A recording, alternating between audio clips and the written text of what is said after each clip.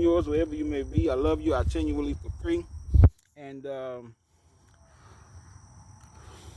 going to post this as my first video, but this is actually the finished product. So I'm going to explain. I don't know. I might post this as a third video, but anyway, if you look here, if you have to take this off, use stainless steel bolts and nuts to put it back. I had one, is this one actually, that it was broken off. The bolt was rusted into this top flange, and I had to grind it flat and drill it through, and I put quarter-inch bolts through. I would suggest that you get all thread, because by the time you get this gasket in, you're gonna have to suck it up. Oh, wait a minute, I'm out of shot. By the time you get this gasket in right here, you're gonna have to suck it up. So if you can get some all threads, you'd be doing yourself a favor. This is an old flange that they knocked down. It serves, really no purpose. And so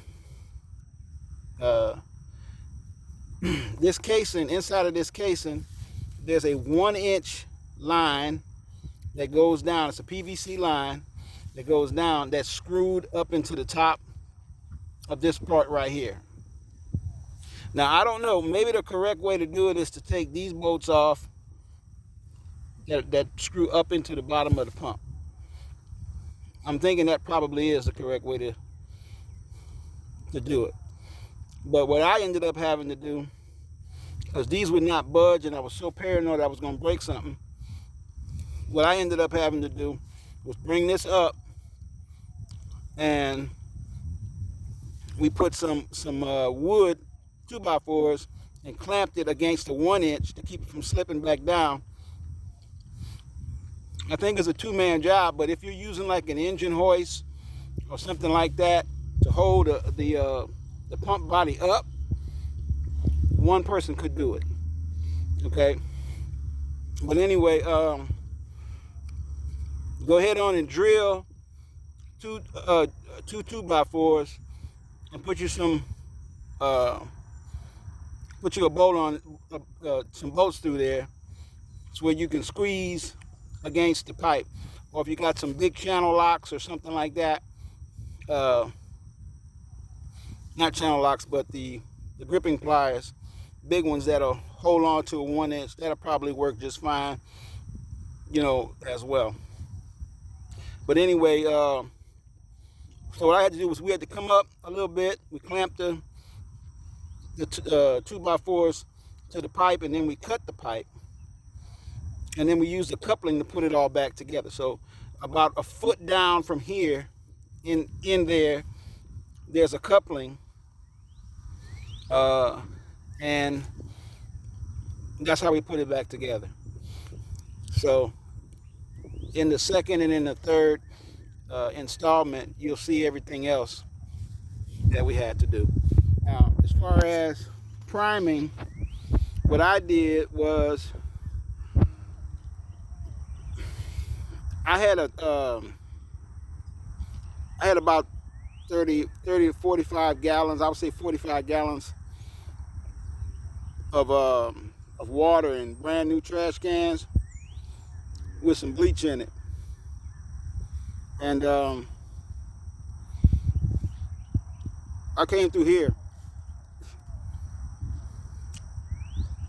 and I had a pump that I had bought specifically for priming, for pumping water to prime, because my neighbor, I lost prime when I first bought this place, and my neighbor helped me to get the prime back by hooking his water line up to here.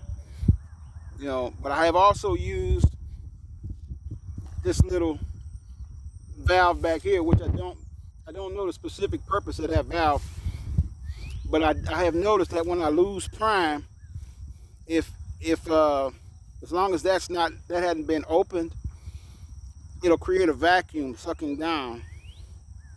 And I hook a line to here and put it into some water, and it will suck the water in when I open up the little T-valve right there, and it'll catch up, and my pressure will come up to where I need to be.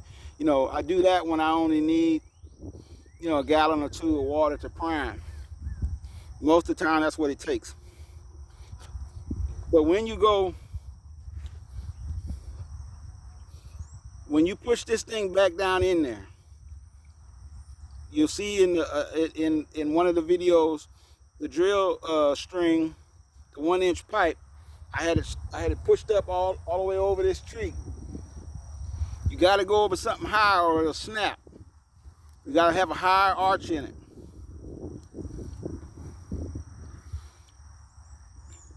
I changed the leathers. Actually, I changed the whole foot. They call it a packing assembly. And that thing costs like $234. Now, I probably could have got away with just the leathers, which were $4 or $5 a piece. But I would say that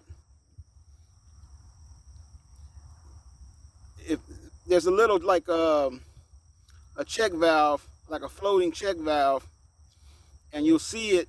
I do a good description of it in the other video. I'm pretty sure you can get that gasket cut. It's 1/8 of an inch thick, and it looks to have like a 1/2 inch inside diameter.